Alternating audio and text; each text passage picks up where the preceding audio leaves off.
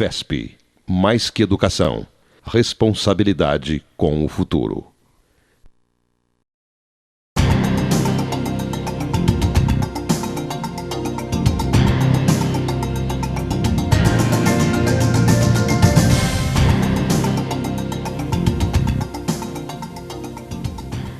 Olá, começa agora o programa FESP em Ação, a Fundação de Ensino Superior de Passos a serviço da comunidade.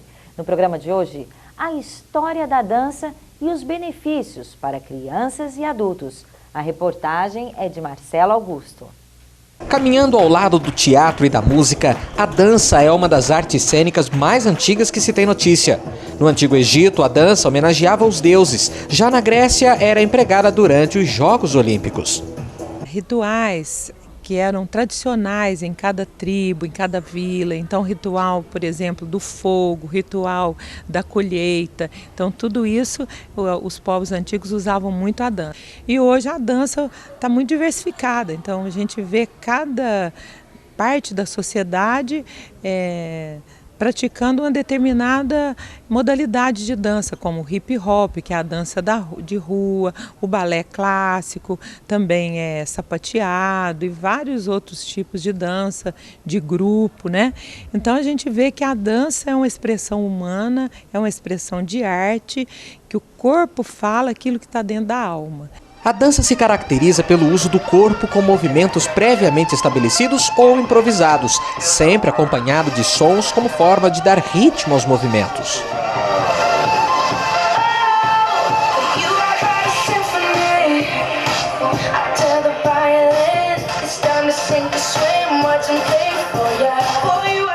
Os estilos de dança são variados, passando pelo clássico, jazz, balé, dança contemporânea, de salão, chegando até a dança de rua. O balé clássico, ele é a base para todas as outras. Hoje em dia, mesmo grupos, companhias profissionais que fazem street dance, eles têm o balé clássico como base, né? Não tem como você fugir do clássico, porque o clássico ele vai fazer todo um trabalho de alinhamento, de postura, ele vai dar uma suavidade, uma limpeza nos movimentos, que mesmo que você faça contemporâneo, jazz, dança, qualquer um dos estilos da dança de rua, dança moderna, o clássico vai servir como base. Para a musicista e pianista Lisiane Bassi, a arte como um todo é um instrumento fundamental na formação de uma sociedade. Veio para buscar uma melhora, para melhorar um pouco a educação, para a criança poder aprender ludicamente, ter um prazer em aprender e o professor um prazer em ensinar. No próximo bloco, a dança por profissão, descontração ou recomendação médica.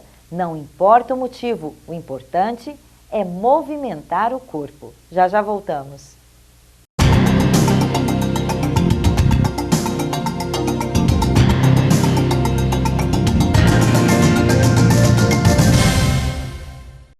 Você sabia? Os principais criadouros do mosquito transmissor da dengue encontrados pelos fiscais de saúde são os pratos e vasos de planta nas residências. Faça a sua parte. Elimine os pratos de plantas ou coloque areia. Lave os bebedouros de animais domésticos com uma esponja no mínimo 2 vezes por semana. Mantenha as bacias, baldes, garrafas sempre secos, com a boca para baixo. Evite acumular lixos e entulhos. Guarde os pneus em local coberto. Tampe os filtros, potes, baldes e latões de águas. Juntos venceremos essa guerra. É a FESP e você no combate à dengue. Você sabia que o tabagismo é a maior causa de morte evitável em todo o mundo? A cada hora, morrem 616 pessoas vítimas do cigarro. Enquanto você assiste este comercial, aproximadamente 5 fumantes morrem. Você não acha que está na hora de parar? Campanha FESP em ação contra o tabagismo. FESP, mais que educação, responsabilidade com o futuro.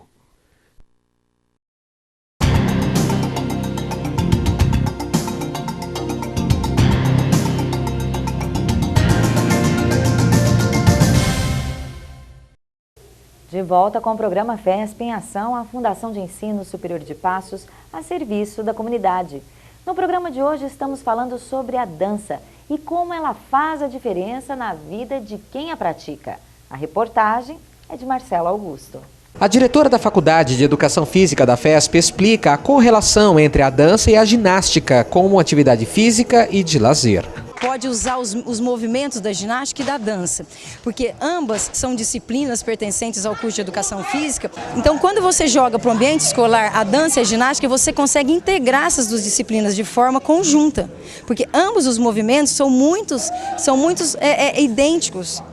Acontece que a ginástica tem seu método específico e a dança também tem. Então, isso você consegue correlacioná-las diretamente. Segundo ela, crianças que praticam a dança e a ginástica têm um desempenho diferenciado das demais. Do ponto de vista motor, cognitivo da criança, ela tem uma visão espacial, uma lateralidade muito mais aguçada do que uma criança que não desenvolve esse aspecto motor na ginástica e na dança. O entendimento da diretora da Faculdade de Educação Física da FESP é compartilhada pela musicista de Franca. E a gente sabe que, através da arte, muitas atividades neurológicas são desenvolvidas, então por isso não existe idade. Eu acho que desde o início da fase da criança, começou a engatinhar, ela já precisa ter contato com isso, com uma música, com uma poesia e até a terceira, quarta, quinta idade. Além de fortalecer ossos e músculos, a dança desenvolve a concentração e coordenação motora e melhora o relacionamento social.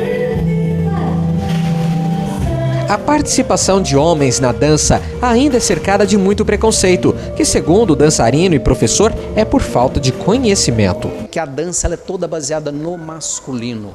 Quem dança nas tribos indígenas são os homens, na sua grande maioria. Então, na base, na formação da dança, na sua origem, são os homens que dançam. Se você for ver as danças sagradas, são os homens que dançam. Se você for ver as danças orientais, são os homens que dançam. Se você for ver, se você transportar isso para o atual, quem começou o movimento de dança de rua há 15, 20 anos atrás eram homens, mulheres não dançavam, as mulheres entraram depois, reeditando aquilo que sempre foi da dança, que é o masculino que cria, é o masculino que inventa, é o masculino que estrutura, a mulher entra depois na dança. O profissional comentou também a experiência que teve dando aulas de dança para alunos da UNABEM da FESP. Então o pessoal adorou fazer. Né? Então o prazer que o movimento traz, ele não depende de idade. A idade cronológica, ela não é um fator limitante para isso. Tá? Desde que você tenha compromisso, dedicação, se empenho no que você está fazendo. Né? A professora de música explica que até os surdos conseguem sentir a música e que é impossível ficar parado. Porque ela capta essas vibrações. Então isso é uma coisa inerente do ser humano. Ao momento que se toca um instrumento, uma percussão, uma coisa, ele já se atenta para aquilo e isso mexe com algumas funções neurológicas sensitivas que ele vai expressar através do seu corpo. Então você pode prestar atenção que quando acontece um batimento musical, ou o pezinho está batendo, ou alguém está fazendo um estalinho, acompanhando, e isso é inerente do ser humano. Daqui a pouco vamos conversar com o professor de dança Ilídio César Silva, que vai contar um pouco sobre a experiência profissional e também os benefícios da dança para crianças, adultos e idosos. Já já, após o intervalo.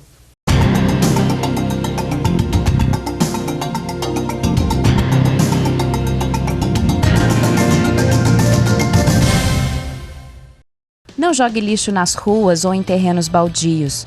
Lixo é feio, faz mal para o meio ambiente, provoca doenças, causa mau cheiro e ainda aumenta a proliferação de insetos e animais peçonhentos.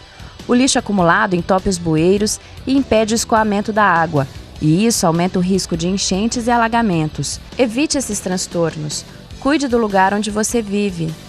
FESP, mais que educação, responsabilidade com o futuro.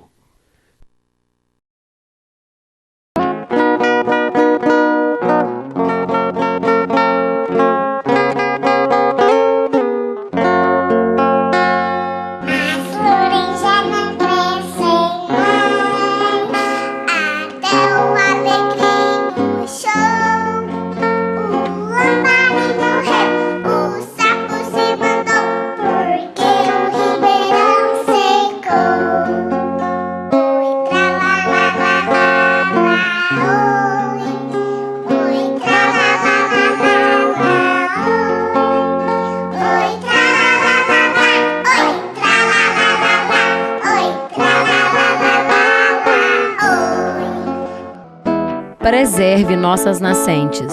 A água é nossa maior riqueza.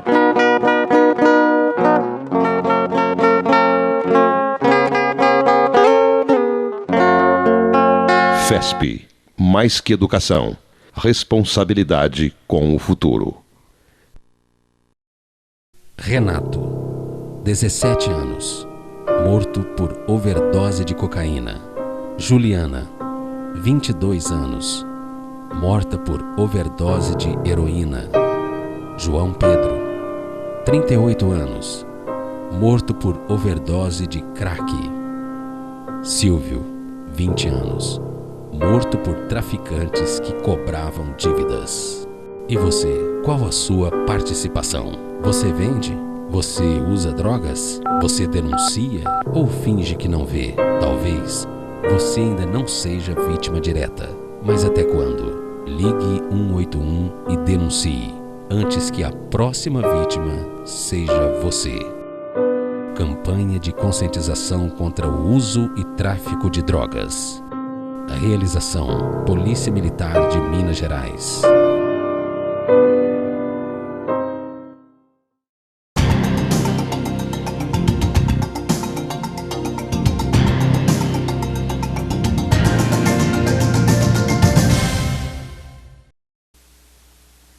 De volta com o programa FESP em Ação e o assunto de hoje é a dança. Para falar um pouquinho mais sobre o assunto, Ilídio César Silva, ele que é professor de dança contemporânea e também dança de salão. É um prazer tê-lo aqui conosco, viu, Ilídio? Obrigado pelo convite, eu agradeço, espero poder ser útil. Com certeza será. Me fala uma coisa, você também é psicanalista, né? Sou psicanalista. E também nutricionista. Exatamente. Conta um pouquinho para nós a sua história de como você resolveu trabalhar com a dança. Ok, a dança ela surgiu na minha vida desde a adolescência. Eu comecei com ginástica olímpica, eu era da equipe mineira do Minas Tênis Clube e um dos técnicos, ele era bailarino profissional. Então, no treinamento de ginástica olímpica, ele passava para a gente muitos movimentos de dança, de balé clássico. Então, muitos saltos, piruetas, isso tudo era incorporado no treinamento de ginástica olímpica. Então, ele fazia uma espécie de ginástica acrobática, né, que era um diferencial da época. Isso tem muito tempo, né? E depois da ginástica olímpica, eu fui fazer dança na escola do Grupo Corpo, de Belo Horizonte, dança moderna. Fiquei um tempo. De lá eu fui fazer o curso de nutrição na Universidade Federal de Viçosa e fui convidado posteriormente por um grupo de dança da cidade, né? Um grupo semiprofissional que estava em vias de profissionalização e eles me convidaram para participar desse grupo. Então eu levei paralelamente a faculdade e a continuação em formação de dança. Certo? E depois que eu me formei, eu parei um pouco com a dança, fiquei só na nutrição, trabalhei 7 anos com nutrição, em instituições e atendimentos clínicos particulares também. Depois disso é que eu resolvi voltar para a dança, né? Enquanto eu estava como nutricionista, eu continuei praticando outras atividades, fiz 5 anos de yoga, continuei fazendo algumas coisas para mim, né? E dança, assim, de vez em quando eu participava de um evento, de uma coisa ou outra, porque a minha esposa ela é professora de dança também. Nós nos conhecemos em Viçosa e eu fui morar no Rio, que ela é do Rio, fui trabalhar no Rio de Janeiro. E lá no Rio ela continuou com a dança e eu de vez em quando ajudava uma coisinha, fazia outra, nunca larguei assim totalmente. Totalmente, né? Não. Nunca abandonou a dança? Não, e de 15 anos para cá a gente assumiu esse lado só da dança, né? A gente veio para Passos e fundou a Escola Passos de Dança, trabalhávamos também na Casa da Cultura, com o grupo Movimentos da Casa da Cultura, um grupo que durou 5 anos. Depois nós ficamos só com a escola de dança e atualmente também eu dou aula no CPN de dança de salão. Ilídio, fala um pouquinho para nós da dança como um fator que desencadeia uma qualidade de vida para melhor, né, das pessoas. Um bem-estar social e até pessoas que através da dança tornam-se mais amigáveis, tira aquela timidez. Conta para nós.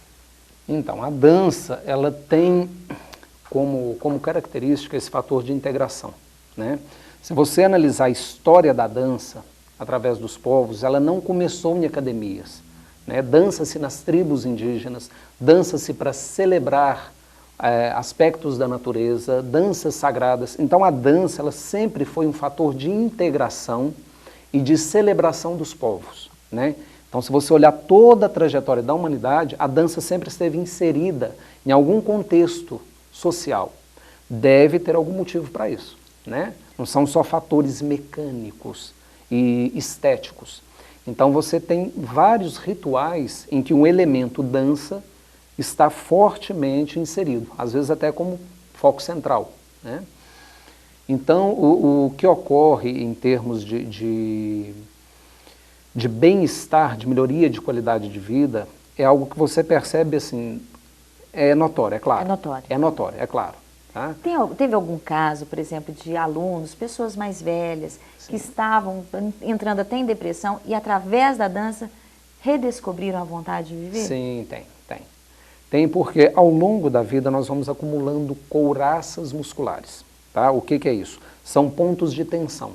Então muitos pontos de tensão emocionais e afetivos, que são aquelas vivências que você vai ter no decorrer da sua trajetória, né, da sua história, esses pontos de tensão, eles podem encarnar. Isso se chama couraça muscular, né? Ou seja, aqueles pontos de tensão que você traz do psíquico para o físico. A dança, ela vai te levar para patamares para além do esforço físico, para além do suor, para além da flexibilidade, da coordenação motora, né, dessas questões.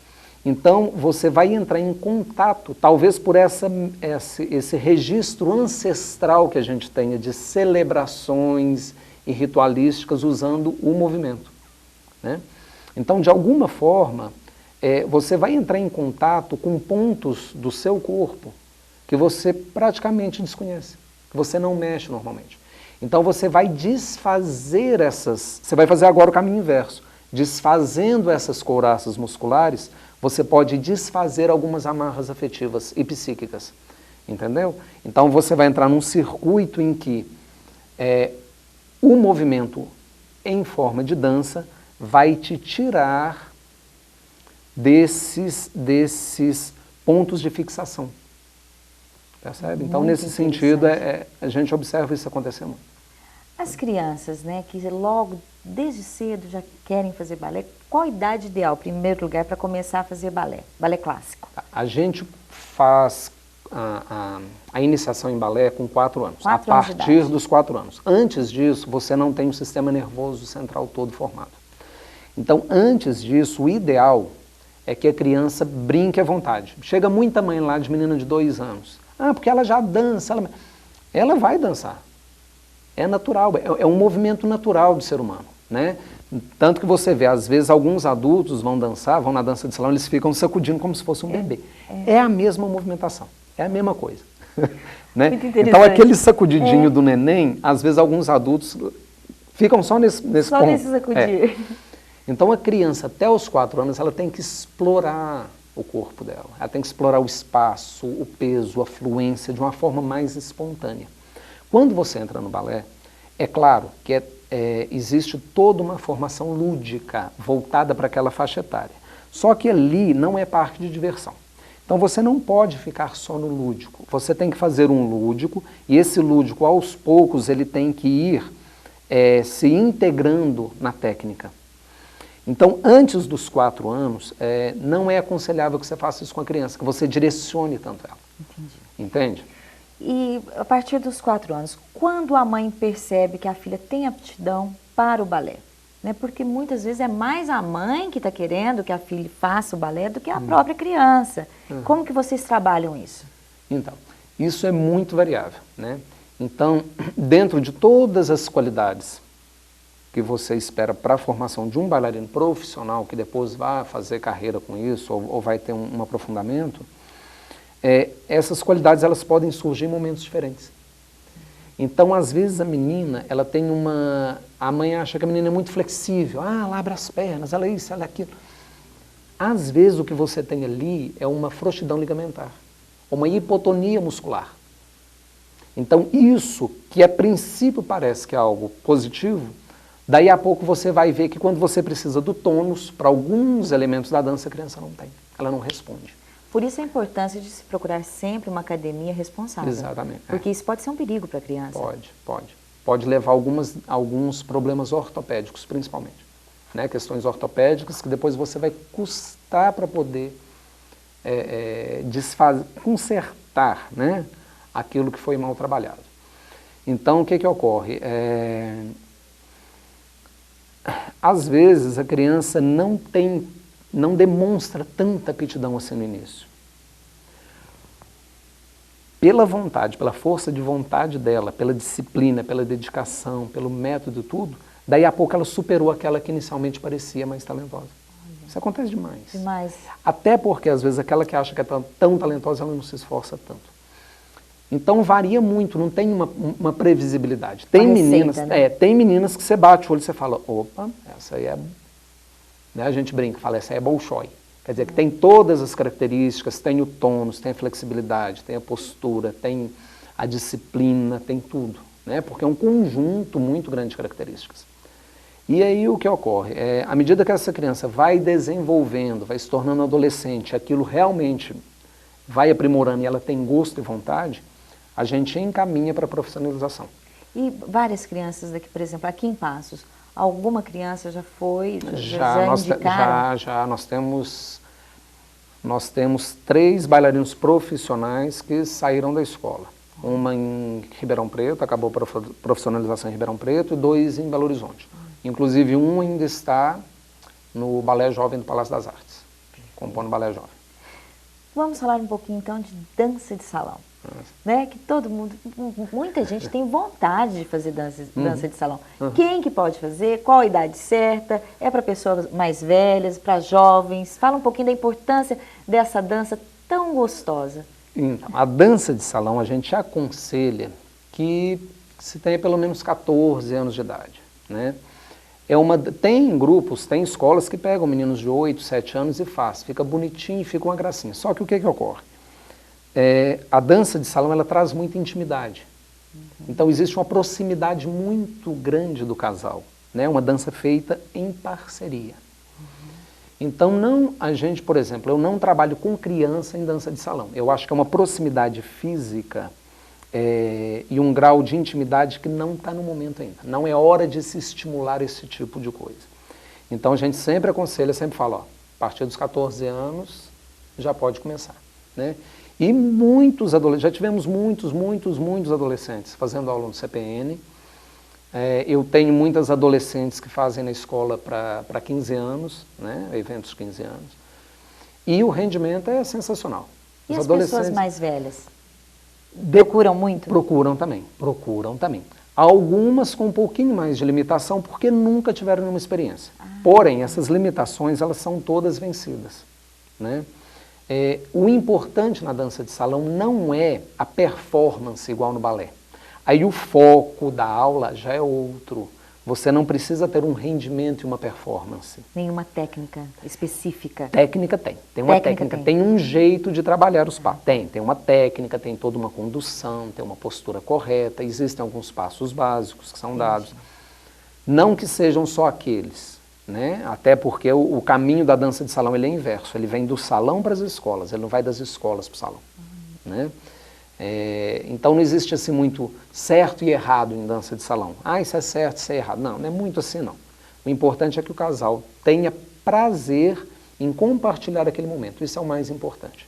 Né? Então a filosofia é sempre essa, que o casal tenha prazer. Não interessa, vamos fazer 2, 3 passinhos? Não importa. Né? Se aquele momento for um momento de cumplicidade para o casal, se isso for trazer para eles mais cumplicidade, for trazer para eles prazer, já valeu. Né? Já está valendo.